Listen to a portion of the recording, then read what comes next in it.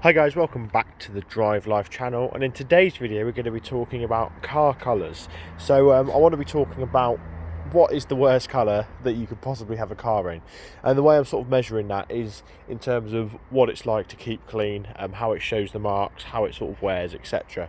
So I'm going to start off by saying that black is the worst colour to own a car in. So there's a couple of reasons for this, and this video is actually inspired by a chat I had with a car salesman not long ago, surrounding colours and what the worst sorts of colours are. So in terms of black cars, they look fantastic, there's no denying it. The black just really is quite a striking colour, especially on like this car here. You've got the chrome, really accents it well.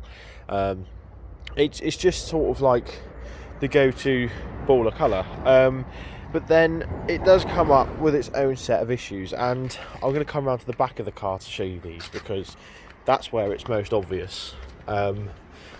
Ignore the puddle underneath the Volvo, that's coming in a later video, but as you can see, this car is absolutely filthy, and it really isn't that much dirt on this car, but the problem is dirt tends to be sort of a grey, whitish colour, and as you can see, it's really showing up on this car. So the Volvo, it's got a similar amount of dirt on it, as you can see, and it doesn't show up as badly because it's slightly lighter. But the prime example is going to be with the GTE, which has actually done far more miles recently since being washed than this car. This car probably gets washed every time it goes in for a service, it's sort of every 6 months or so, and as you can see, it looks clean, because of the lighter colour is a base colour. The base colour is a much lighter colour. It really does. You can tell there's dirt there, but it really does look a lot cleaner. So yeah, in terms of cleanliness and things like that, whiter or perfect colour silver cars hide dirt amazingly well. Whiter cars, you can tend to see it when it gets darker, but yeah, black is possibly the worst colour.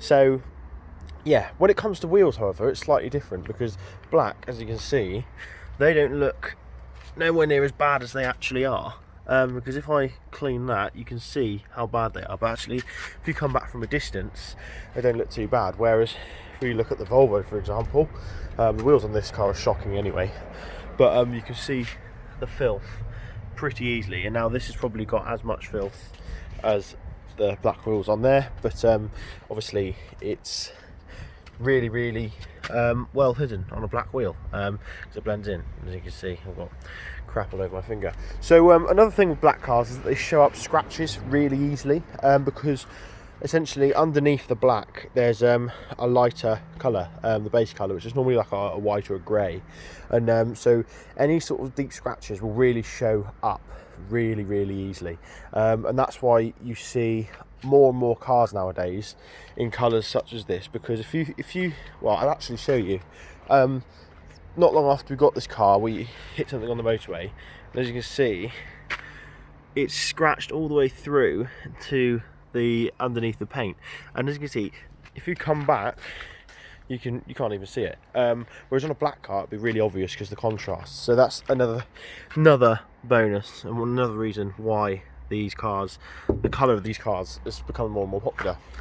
In terms of blues, they're sort of middle of the road, and as are any colours sort of in between that and that. So my MX-5, which was red, that actually was quite good at hiding dirt, just because we live in sort of quite a rural area, and all the mud sort of turns a red colour at a certain time of year, so that hid that quite well.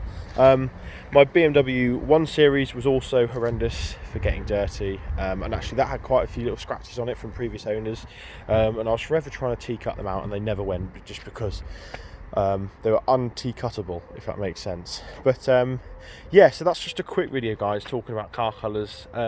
What if you're going to be speccing a new car, what colour should you go for? What really, it comes down to personal preference. If you like the lighter colour cars, then get one of those. But if you've got your heart set on a dark coloured car, just bear in mind you'll have to wash it more often. Or even if you don't care, then it doesn't matter. If you don't mind a dirty car, then that's fine.